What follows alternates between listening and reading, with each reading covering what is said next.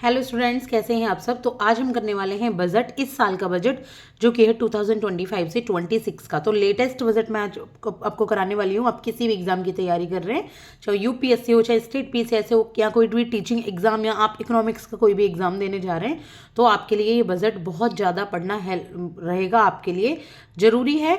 और साथ के साथ मैं बहुत ही कंसाइज वे में, बहुत ही कलरफुल बेस में और बहुत ही साधारण तरीके से आपको आज बजट को बताऊंगी। तो सबसे पहले मैं पूरे बजट के एक ओवरव्यू आपको देने वाली हूँ, फिर इसमें डिटेलिंग में हम जाएंगे। ठीक है, तो बहुत ज़्यादा लंबी क्लास नहीं लूँगी। बाकी आप देख सकते हैं क्लास कोई 40 मिनट की, कोई 50 मिनट की, कोई 1.5 घंटे की, 2 घंटे की। तो इतने टाइम किसी के पास इतना ज़्यादा टाइम नहीं है। देखिए, तो मैं आपको यहाँ वो सारे पॉइंट्स बताऊंगी जो बहुत ज़्यादा ज़रूरी है और जो बजट्स में बहुत ज़्यादा हाईलाइट हुए हैं और एग्जाम में पूछे जाने की पूरी पूरी उम्मीद है। तो चलिए स्टार्ट करते हैं बजट को पढ़ना। तो जरूरी नहीं है, देखो आप एग्जाम ही दे रहे हैं तब भी बजट को पढ़ें। अपने देश का बजट पता ही होना चाहिए, इस साल का क्या बजट रहा है, क्या नहीं रहा है। तो सबसे पहले बजट में हम बात करेंगे कि 1 फरवरी 2025 को ये बजट पेश हुआ है। हर साल 1 फरवरी को पेश होता है मिनिस्ट्री ऑफ फाइनेंस, ठीक है, के द्वारा ये पेश किया जाता है। जो हमारी फाइनेंस मिनिस्टर है उनके द्वारा, और मिनिस्ट्री ऑफ फाइनेंस के अंतर्गत ये आता है। इसमें अब की बार जो बजट में मेन फोकस है, जो सबसे ज़्यादा जो हाईलाइट हुआ है, वो है ज्ञान, GYAN। अब ज्ञान क्या होता है? ज्ञान मतलब जी से गरीब, वाई से युवा, ए से अन्नदाता और एन से नारी। ये पिछले बजट में भी मैं आपका यहाँ पे बताया गया था। तो गरीब का मतलब पुअर, युवा का यूथ, अन्नदाता का फार्मर्स और नारी का वुमेन, ये तो आप जानते ही होंगे। तो फोकस इन चारों पर ज़्यादा किया गया है ताकि इन चारों का डेवलपमेंट बहुत अच्छे से हो, चाहे हमारे देश के फार्मर हो, चाहे वुमेन हो, चाहे यूथ हो, चाहे वो पुअर लोग हों। और किस पे फोकस किया गया है? फोकस किया गया है मिडिल क्लास पर। किस पे किया गया है? मिडिल क्लास पर फोकस किया गया है। अब की बार मिडिल क्लास में बहुत ज़्यादा चेंजेस है। 12 लाख तक की तो ऐसी इनकम स्लेब है। इनकम स्लेब में बहुत टाइम के बाद चेंज हुआ है। 12 लाख तक कोई भी इनकम टैक्स यहाँ नहीं देना, ठीक है।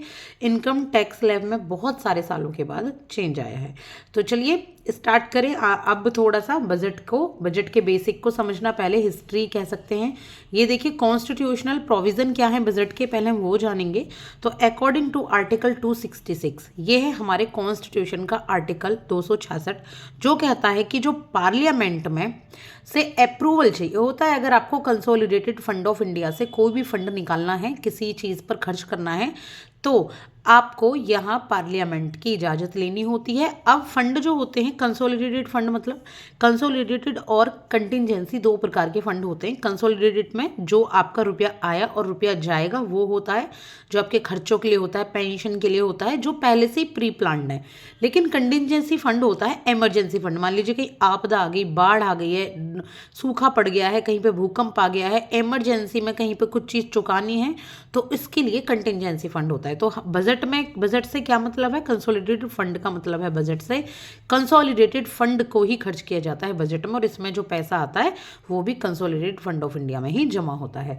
अब जो बजट टर्म है, देखिए ये कॉन्स्टिट्यूशन में मेंशन नहीं है।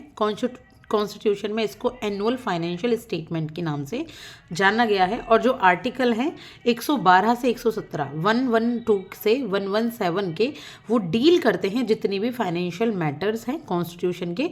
जो आर्टिकल 112 117 है ना, तो जितने भी फाइनेंशियल मैटर्स हैं देश के, उनके साथ डील करते हैं ये। इसके बाद जो आर्टिकल 114 और उसकी सब क्लॉज है 3, तो ये कहता है कि अगर आपको पैसा निकालना है कंसोलिडेटेड फंड ऑफ इंडिया से, तो बिना किसी लॉ के इनेक्टमेंट के आप नहीं निकाल सकते। यानी कि आपको पहले उसके लिए एक लॉ बनाना होगा, और उस लॉ का नाम क्या है? Appropriation bill. तो बजट पेश करने से पहले, बजट बनाने से पहले, बजट का पैसा खर्च करने से पहले एक बिल लाया जाता है पार्लियामेंट में, जिसको कहा जाता है एप्रोप्रिएशन बिल। अगर आपका एग्जाम में आए तो आप इसका आंसर दे सकते हैं। इसके बाद बजट होता क्या है? देखिए, सबको पता है कि बजट एनुअल फाइनेंशियल स्टेटमेंट है सरकार की, कि देश पर कितना पैसा खर्च करेंगे, जो भी उनकी इनकम हुई है उसको कितना स्पेंड करेंगे। जैसे आप लोग अपने घरों पे इस एक बजट बनाते होंगे ना, कि सैलरी किसी की 50,000 है, तो 10,000 बच्चों की फीस देनी है, 10,000 घर के राशन का सामान आना है, 10,000 आपके पेट्रोल वगैरह पे खर्च होना है, लाइटिंग है, 10,000 कोई मतलब घरेलू कोई खर्चा है, तो इतना आप सेव करेंगे। तो ऐसे ही होता है बिल्कुल बजट सरकार का।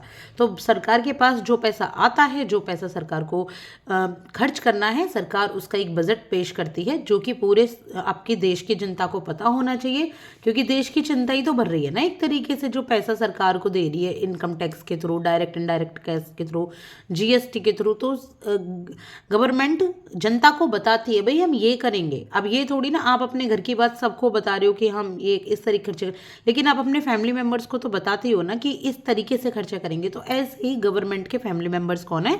सिटीजन्स हैं। तो बजट क्या हेल्प करता है? बजट हमें ये हेल्प करता है ये समझने में कि गवर्नमेंट क्या प्लान कर रही है, जो सिटीजन का पैसा है उसको गवर्नमेंट कहाँ खर्च कर रही है, और इन्फॉर्मेशन भी रहती है पब्लिक को कि उनका जो टैक्स है वो कहाँ स्पेंड हो रहा है, गवर्नमेंट की इन्वेस्टमेंट क्या क्या रहेंगी जिससे गवर्नमेंट और उल्टा ज़्यादा कमा पाए और खर्च कर पाए। जैसे कि टोल टैक्स होते हैं रोड के थ्रू या बिल्डिंग के थ्रू, तो गवर्नमेंट और ज़्यादा उनसे कमाती है। इसके बाद क्रेडिट एंड डेबिट कहाँ कर रही है गवर्नमेंट? गवर्नमेंट को डेफिसिट हो रहा है हमारी कंट्री को, कोई प्रॉफिट हो रहा है हमारी कंट्री में, तो ये बजट ये सब कुछ हेल्प करने में हमारी मदद करती है। इसलिए इस बजट को बनाया जाता है और पढ़ा जाता है। अब हम ये समझेंगे कि जो बजट को प्रिपेयर किया जाता है वो किसके द्वारा किया जाता है। तो वो किया जाता है budget division of the department of economic affairs, यानी कि फाइनेंस मिनिस्ट्री में इकोनॉमिक अफेयर्स का एक डिपार्टमेंट होता है, उसमें एक बजट डिवीज़न होता है जहाँ पे बजट को प्रिपेयर किया जाता है, वही नोडल बॉडी रिस्पॉन्सिबल है बजट को प्रिपेयर करने के लिए। अब हम ये जानेंगे कि फाइनेंस मिनिस्टर्स ने जो सबसे ज़्यादा बजट को पेश करने वाले फाइनेंस मिनिस्टर हैं वो कौन कौन है। तो मोरारजी आर देसाई ने 10 बार बजट को पेश किया है, सबसे ज़्यादा बार। पी चिदम्बरम ने 9 बार बजट पेश किया है। निर्मला सीतारमण ने 8 बार, मतलब थर्ड हाईएस्ट बजट पेश किया है और कंटिन्यूसली पेश किया है। मोरारजी देसाई ने तो बीच बीच में, मतलब ऐसा नहीं है कि कंटिन्यूसली किया है, लेकिन निर्मला सीतारमण जी ने 8 बार कर दिया है और तीसरी हाईएस्ट मतलब पर्सन बन चुके हैं, और महिलाओं में तो प्रथम ही है ये वित्त मंत्री बजट को पेश करने वाली सबसे ज़्यादा बार। और दूसरी बात कि अब आने वाले सालों में भी आपको पता है बीजेपी गवर्नमेंट, तो हो सकता है निर्मला सीतारमण भी यहाँ सेकंड हाईएस्ट में अगले साल आ जाए, या फिर फर्स्ट आपका हाईएस्ट किसका रहे, निर्मला सीतारमण जी का ये रिकॉर्ड रहे। इसके बाद हम पढ़ेंगे लॉन्गेस्ट बजट किसने पेश किया है अब तक। तो 18,000 वर्ड्स में जब एलपीजी रिफॉर्म्स आए थे, ये थे लिबरलाइजेशन, प्राइवेटाइजेशन, ग्लोबलाइजेशन, तो ये पेश किया था आपके सरदार मनमोहन सिंह ने, उस टाइम के वित्त मंत्री थे। तब सबसे ज़्यादा वर्ड्स उस बजट में थे, बहुत रिफॉर्म आए हुए थे, उसमें बहुत सारी चीज़ों को प्राइवेटाइज कर दिया गया था, बहुत सारी टेक्नोलॉजी है या फिर कोई आपका इंपोर्ट एक्सपोर्ट है, बहुत चीज़ों में लिबरलाइजेशन मिला था, ग्लोबली चीज़ें बढ़ गई थी। तो लिबरलाइजेशन, प्राइवेटाइजेशन, ग्लोबलाइजेशन जो रिफॉर्म आए थे उसमें सबसे ज़्यादा लंबा बजट देने वाले थे सरदार मनमोहन सिंह जी, जो कि उस टाइम के वित्त मंत्री थे और फिर ये हमारे देश के प्रधानमंत्री रह चुके हैं। इसके बाद अब 2020 की बात की जाए तो निर्मला सीतारमण जी ने भी 2 घंटे से ज़्यादा का, 2.5 घंटे से ज़्यादा का बजट पेश किया था 2020 में, तो ये भी लॉन्गेस्ट बजट देने वाली महिला बन चुकी हैं। इसके बाद है अब फाइनेंस मिनिस्टर ने सबसे पहले बजट में क्या कहा, पहले किन चीज़ों पर उन्होंने फोकस किया, किन चीज़ों के बारे में उन्होंने बात की, तो पहले हम पढ़ेंगे उसको फिर हम आगे चलेंगे। तो फाइनेंस मिनिस्टर जी ने कहा है पहला कि प्राइवेट इन्वेस्टमेंट के बारे में उन्होंने बात की कि प्राइवेट इन्वेस्टमेंट ज़्यादा की जाए ताकि देश का डेवलपमेंट ज़्यादा हो, एम्प्लॉयमेंट ज़्यादा मिले लोगों को और लोग अपने यहाँ पर ही प्रोडक्शन मैन्युफैक्चरिंग कर पाए। दूसरा, इंक्लूसिव डेवलपमेंट की बात की कि सबका विकास होना चाहिए, सबका साथ होना चाहिए, चाहे वो किसी भी जाति, देश, कम्युनिटी किसी भी का भी हो, एक इंक्लूसिव डेवलपमेंट होगा, वुमेन भी उसमें इंक्लूड होनी चाहिए और भी उसमें हर तरीके से हर पैरामीटर पर, हर लेवल पर वहाँ पे डेवलपमेंट हो। तीसरा उन्होंने कहा है enhance spending power of middle class. उन्होंने कहा है भाई जो मिडिल क्लास है, हमारे इंडिया के राइजिंग स्टार्स मिडिल क्लास, उनकी पावर तो स्पेंड होनी ही चाहिए, स्पेंडिंग पावर बढ़नी ही चाहिए, वो ज़्यादा खर्च करेंगे, ज़्यादा डेवलपमेंट होगा, ठीक है। तो उनको अगर उनसे टैक्स कम लिया जाए तो यहाँ पे उनकी जो पावर, स्पेंडिंग पावर बढ़ जाएगी। फिर उन्होंने कहा है एक्सीलरेट ग्रोथ के बारे में कि ग्रोथ होनी चाहिए, ग्रोथ बढ़नी चाहिए, 2047 तक इंडिया जो है विकसित भारत बन जाना चाहिए। दूसरा, उन्होंने हाउस होल्ड सेंटिमेंट्स का बहुत ध्यान रखा है, बहुत सी ऐसी चीज़ हैं जिनके दाम उन्होंने मतलब टैक्स कम कर दिए हैं और दाम कम हो गए हैं, या फिर जैसे मिडिल क्लास है तो भाई इनका टैक्स स्लैब में इतना 12 लाख तक उन्हें कोई टैक्स ही नहीं देना, तो उससे उनके हाउस होल्ड सेंटिमेंट्स का भी उन्होंने ध्यान रखा है। फिर उन्होंने फोकस किया है ज्ञान पर। ज्ञान में आपको बता चुकी हूँ, गरीब, युवा और आपके अन्नदाता और नारी, इन पे फोकस किया है। और कैसे फोकस किया है, क्या क्या उन्होंने उसके लिए किया है, तो वो हम डिटेल में देखेंगे आगे। ठीक है, पहले हम पढ़ लेते हैं इन मोटी मोटी बातों को, इन मोटे मोटे हाइलाइट्स को, ताकि आपको ये चीज़ समझ आ जाए। एक तरीके से हेडिंग है और मेन इंपॉर्टेंट यही है कि पहले आपको एक ओवरव्यू तो पता होना चाहिए बजट का, फिर हम इनकी डिटेल में जाएंगे। इसके बाद उन्होंने इसी में, जो फाइनेंस मिनिस्टर ने एक विकसित भारत की इच्छा रखी है कि भाई विकसित भारत बनना चाहिए 2047 तक। तो विकसित भारत बनने के लिए क्या होना चाहिए, विकसित भारत कैसे बनेगा, तो उन्होंने जीरो पावर्टी बोला है कि जीरो पावर्टी हो तभी जाकर देश विकसित होगा। 100% क्वालिटी एजुकेशन दी जानी चाहिए स्कूल लेवल पर भी और आपके हायर लेवल पर भी, तभी तो बच्चों में स्किल्ड आएंगी, बच्चों में वोकेशनल सब्जेक्ट्स होने चाहिए और जो पढ़ाई के साथ साथ वो कमाना भी सीखें। इसके बाद हाई क्वालिटी हेल्थ केयर की उन्होंने बात की है। जो हेल्थ केयर है, जो आपके हॉस्पिटल्स हैं, हाई क्वालिटी होनी चाहिए उसमें। 100% स्किल्ड लेबर की उन्होंने बात की है कि जो लेबर है उनको एम्प्लॉयमेंट ज़्यादा मिले, तो स्किल्ड लेबर होनी चाहिए। इसके बाद 70% जो वुमेन है, 70% वुमेन वो इकोनॉमिक एक्टिविटीज़ में डेवलप होनी चाहिए, यानी कि या तो वो अपना कोई बिजनेस खोले, micro small and medium enterprises वगैरह के थ्रू, हैंडीक्राफ्ट के थ्रू, या फिर वो जॉब करें, मतलब लेकिन इकोनॉमिक एक्टिविटीज़ में वो ज़रूर यहाँ पर उनका डेवलपमेंट होना चाहिए और संलग्न हो। उसके बाद डेवलपमेंट ऑफ फार्मर्स की बात की गई है, फार्मर्स का डेवलपमेंट कैसे किया जाएगा। तो इन सब की ना डिटेल में आगे कैसे कैसे ये होंगे, क्या क्या इनके लिए मिशन चलाए गए हैं, तो ये आगे आपको बताए जाएंगे। अभी सिर्फ और सिर्फ इनका हम ओवरव्यू ले रहे हैं। इसके बाद है, उन्होंने एक विकसित भारत की एस्पिरेशन तो की है, ये हमने बता दिया कि उन्होंने क्या सोचा है कि विकसित भारत इन सब से होगा, लेकिन उन्होंने 6 डोमेन भी बताए हैं। 6 डोमेन की कैसे विकसित भारत के सपने को पूरा किया जाएगा। तो उन्होंने पहला बदलाव किया टैक्स में, दूसरा पावर सेक्टर में मतलब जो एनर्जी सेक्टर है, जो आपका बिजली का सेक्टर है। तीसरा उन्होंने अर्बन डेवलपमेंट में ध्यान दिया है। चौथा माइनिंग पर, फाइनेंशियल सेक्टर में और रेगुलेटरी रिफॉर्म में। तो इन सब से क्या होगा, विकसित भारत का सपना पूरा हो किया जाएगा। ये 6 डोमेन है और ये क्या है आपके, ये आपके 6 आपके पूरे यानी कि दर्जन भर विकसित भारत के बारे में ही है सब कुछ। और कैसे विकसित भारत होगा, तो ये सपना है एक तरीके से। अब देखिए, हमने ज्ञान की बात की कि मेन फोकस ज्ञान पे रहा। तो ज्ञान के कौन से 10 ब्रॉड एरियाज हैं जिन पे फोकस किया जाना है, तो जिससे वो उन चारों का डेवलपमेंट होगा, जो आपके गरीब, युवा और अन्नदाता और नारी हैं। तो कैसे होगा, क्या उनके लिए किया जाएगा, तो 10 पैरामीटर यहाँ दिए हैं, 10 बातें यहाँ बताई हैं।